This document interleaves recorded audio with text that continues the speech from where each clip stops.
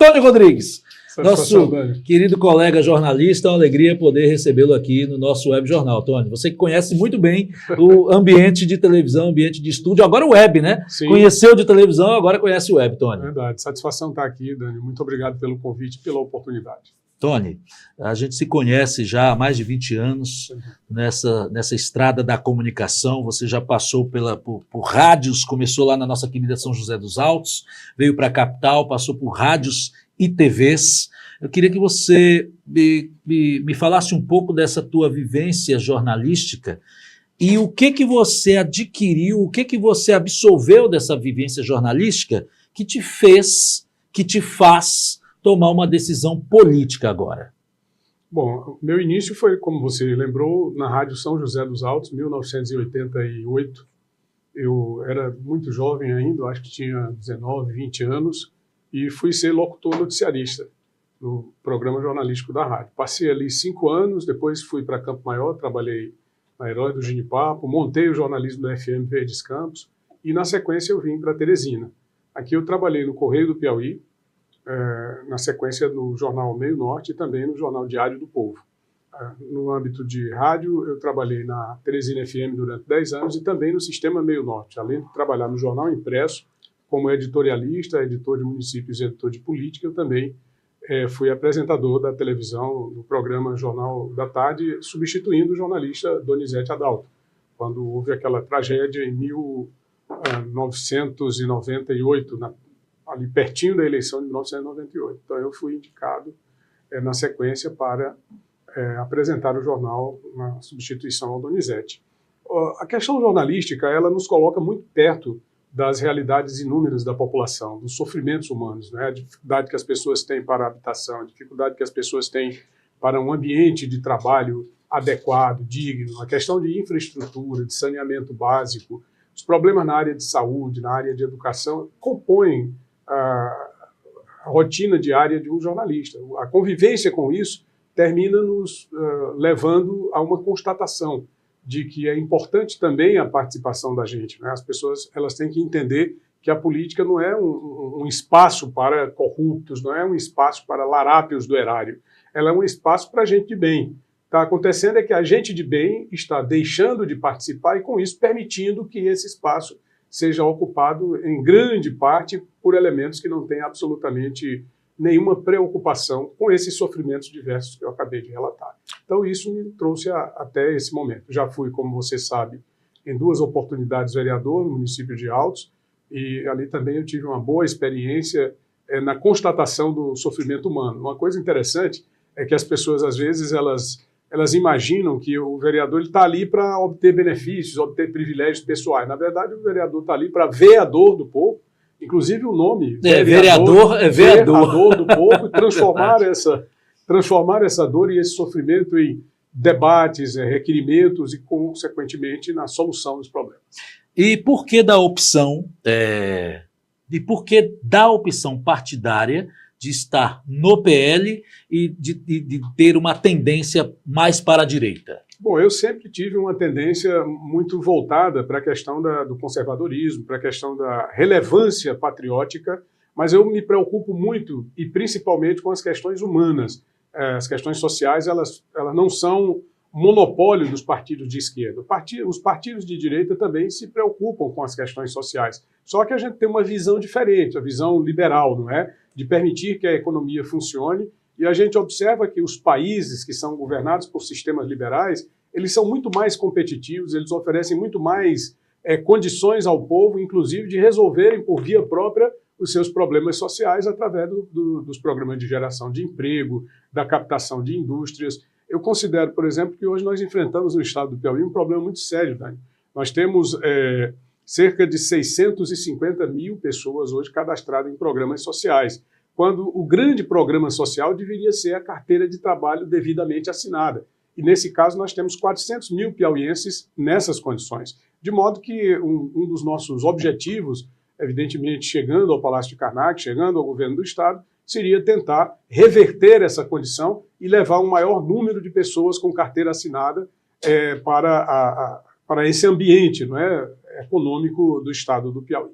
Bom, você pontua essa proximidade, essa simpatia com os partidos de direita, com o conservadorismo, como você já disse. No Piauí nós temos a esquerda, chamada de esquerda, governando há mais de 20 anos. Você, inclusive, quem lhe acompanhou jornalisticamente, já observava as suas pontuações em relação ao governo do PT, mais recentemente, inclusive na Teresina FM, você era muito combatido, veio muito crítico a ações do governo que não estavam contemplando, pelo menos a maioria da população. Essa sua avaliação das críticas que você fazia na época que você estava no rádio, chegando aos dias de hoje, permanecem as mesmas, se agravaram ou se atenuaram? Eu acho que os governos do PT, nós temos mais de 20 anos de governos do PT no estado do Piauí, eles trouxeram uma situação extremamente grave para o Piauí, que é uma humilhação para a população de um modo geral, porque empobrece a população gradativamente, tira oportunidades, tira espaços no mercado de trabalho.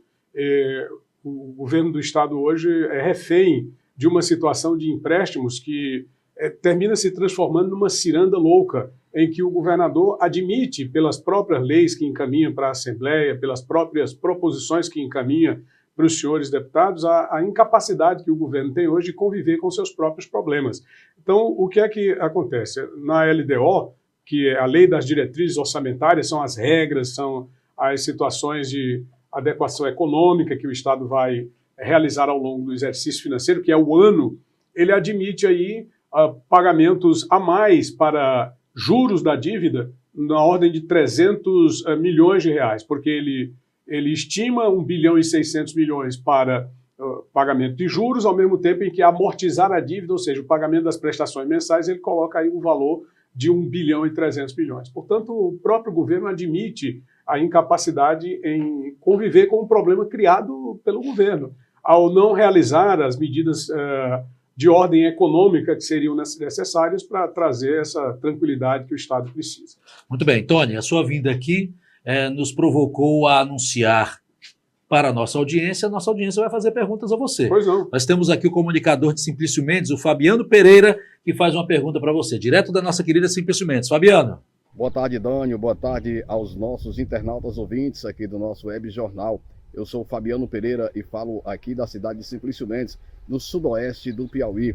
E quero saber aí do nosso entrevistado, do nosso colega Tony Rodrigues, do próximo mandatário aqui do governo do estado do Piauí. Qual será o seu maior gargalo na sua gestão, na sua administração? Boa tarde. São muitos, né? São tantos gargalos, precisa eleger prioridades. Eu acho que nós temos um problema muito sério na área de saúde. A questão da privatização dos hospitais, que o governo entregou para organizações sociais de saúde, mas que, na verdade, na prática, funcionam como privatização. E não ajudaram a resolver de modo algum a situação dos hospitais. A gente tem situações delicadíssimas em Parnaíba, situações delicadíssimas em Barras, em Floriano, em Picos, em praticamente todas as cidades de grande porte, onde existem esses hospitais regionais no estado do Piauí e que foram entregues para essas organizações. Um dos problemas mais graves é a desvalorização continuada do profissional da área médica, também dos enfermeiros, dos técnicos de enfermagem, dos auxiliares de enfermagem. Eu iria além, eu iria também aos maqueiros, aos prestadores de serviços gerais no ambiente hospitalar. É preciso que essas pessoas sejam vistas e valorizadas. Portanto, um dos grandes objetivos seria trabalhar adequadamente a questão de saúde. Outra preocupação é na valorização dos profissionais, fortalecendo os hospitais regionais, de modo que os próprios médicos, que as próprias pessoas que trabalham a saúde, elas sejam responsáveis pela gestão, né?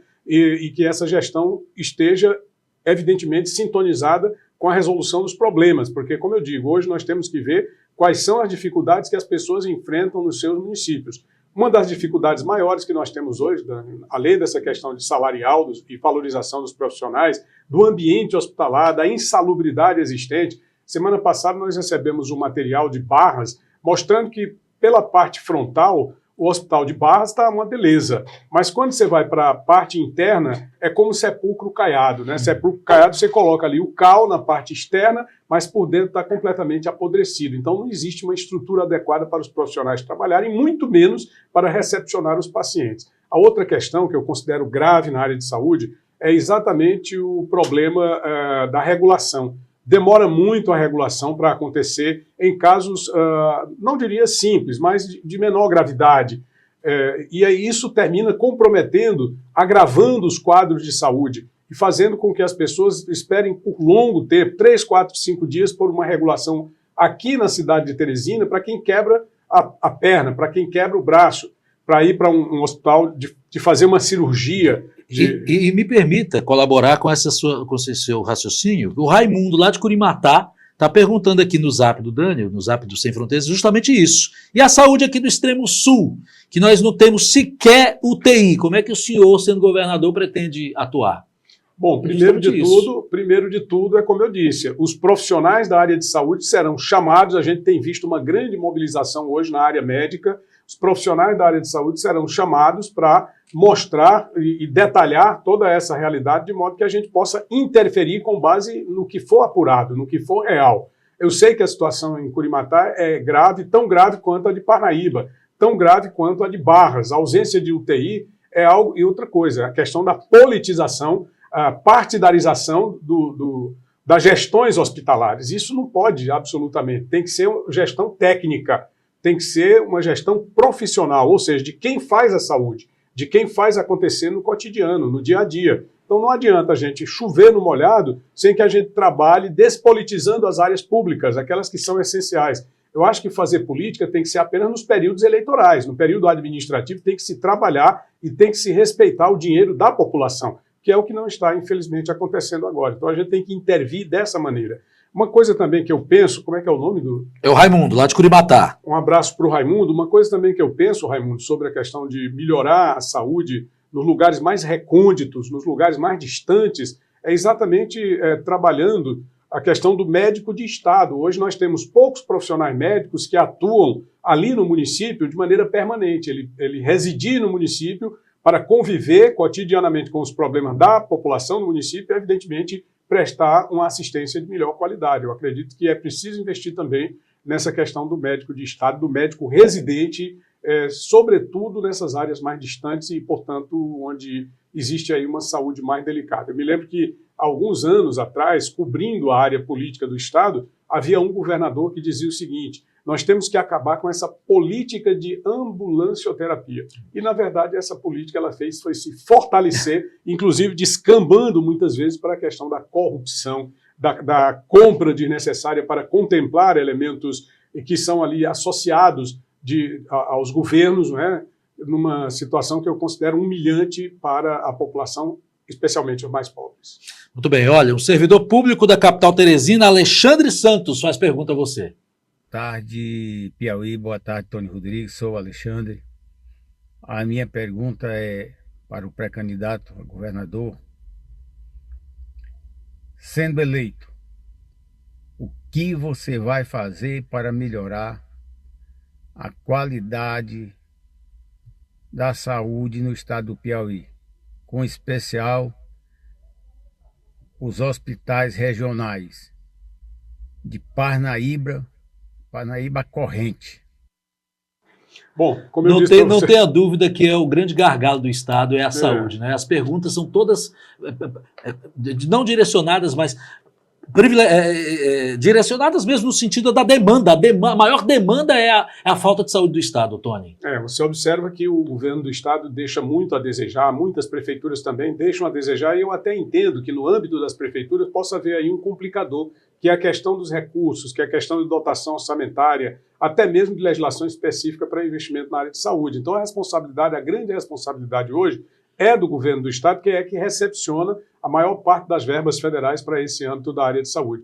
Mas eu diria para o Alexandre, eu já até falei que a valorização dos profissionais, atacar essa questão das privatizações que consideram indevidas, resgatando a administração dos hospitais para o governo do Estado e fazendo com que essa gestão seja realizada por profissionais. Eu diria que, quando eu coloco profissionais de saúde, é preciso ressaltar o fato de que eu não estou falando apenas de médicos, enfermeiros, auxiliares e técnicos. Eu estou falando também daquelas pessoas que prestam o serviço, os maqueiros, que são importantes, os prestadores de serviços gerais, que são importantes. Mas essa é uma questão que demanda realmente uma grande preocupação da sociedade e que também nos demanda preocupação, porque, afinal de contas, nós somos povo, não é? Nós somos independente, não apenas no sentido da opinião, mas no sentido de que hoje nós temos um distanciamento muito grande em relação a esses grupos de poder, que se reúnem apenas para tomar decisões no sentido de manter o domínio e humilham a população e tentam humilhar os partidos políticos e tentam humilhar as lideranças que estão surgindo. Eu não vou aceitar essa humilhação. Eu não aceito, por exemplo, que o governador diga que ele está reeleito, já trata a coisa como se estivesse reeleito, que ele defina quem devem ser os senadores da República, quem devem ser os 30 deputados estaduais. Isso não pode continuar. Eu vejo que muitas vezes as pessoas reclamam da situação política do Estado, reclamam da saúde, da educação, do abastecimento de água, que hoje também é um dos grandes problemas que nós temos aqui no estado do Piauí. Olha, eu vou para uma determinada cidade visitar pessoas do PL, visitar amigos de longas datas, visitar populares, andar pelos espaços públicos, nos mercados, e ali as grandes reclamações são, primeiro de tudo, a corrupção na área. Aliás, o primeiro é a questão de saúde, né?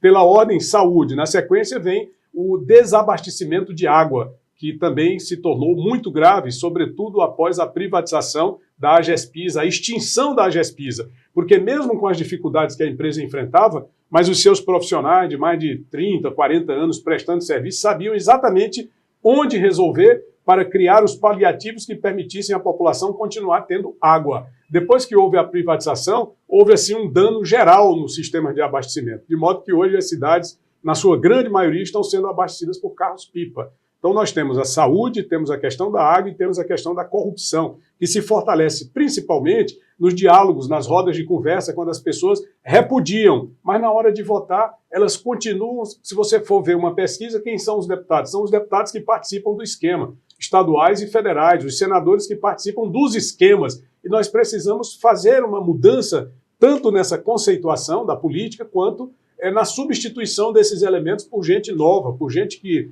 tenha a capacidade e o objetivo de realizar.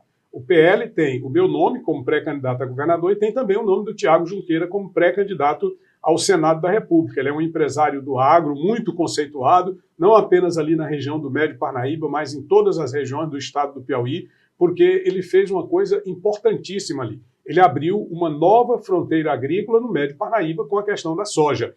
Isso hoje está acontecendo a partir dessa iniciativa do Tiago, porque a gente tinha a ideia de que seria na região sul do estado do Piauí, e para Uruçuí, Bom Jesus. A maioria está lá, né? A maioria dos investidores desse segmento estão lá. Que são os pioneiros. Isso. Mas aí, quando ele abre ali na região do Médio Parnaíba, isso termina incentivando outros empreendedores a buscarem espaços em outras regiões do estado do Piauí, levando essa capacidade produtiva e de geração de emprego e renda para os municípios diversos do estado, de modo que nós temos o Tiago como pré-candidato a senador e que também traz uma diferenciação em relação àqueles elementos que só vivem da política. O cara tem uma formação, ele é médico, ele é advogado, mas ele só vive da política, ele não vive mais como médico, ele não vive mais como advogado, ou seja, ele não presta mais serviços ao povo. E a gente tem que fazer o seguinte, eu, por exemplo, continuo trabalhando como jornalista, continuo trabalhando como comentarista, o que seja. Não vou deixar a minha atividade profissional da mesma forma que quando vereador continuei exercendo minha atividade profissional. Se for governador, logicamente que eu terei menos tempo para cuidar dos assuntos do jornalismo. Mas tão logo encerre o mandato,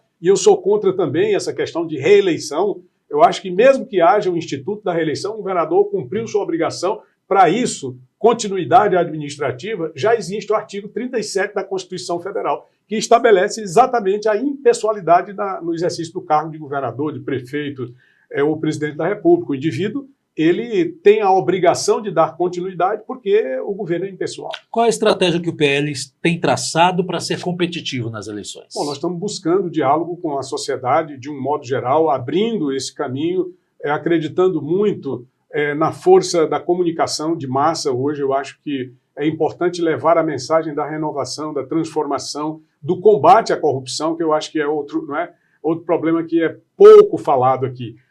Nós temos comentado bastante sobre isso no nosso canal, o direcionamento na área de licitações, porque tudo isso tira do povo a oportunidade, aquilo que eu lhe falei. A nossa ideia é gerar 150 mil empregos diretos com carteira assinada para pelo menos tentar igualar com essa questão dos programas sociais, nivelar com a questão dos programas sociais e posteriormente permitir que haja um avanço. Como seria essa oportunidade de geração de empregos? Bom, primeiro de tudo a gente vai nós temos aí hoje uma sobrecarga tributária. O estado do Piauí hoje é o segundo estado onde tem o maior índice de ICMS, né, de impostos aqui no estado do Piauí, 22,5%. Nossa ideia é recuar para 17%, não vai haver, logicamente, perda para o estado no sentido da arrecadação. Por quê? Porque nós teríamos aí, quando você traz para menos o volume, o valor do imposto, você traz um maior número de empresas que venham a se abrigar no estado do Piauí. E nós tivemos, por conta também dessa elevação draconiana dos impostos no estado, um grande número de empresas que partiram daqui. Segundo a Junta Comercial do Estado, nos últimos 5 anos,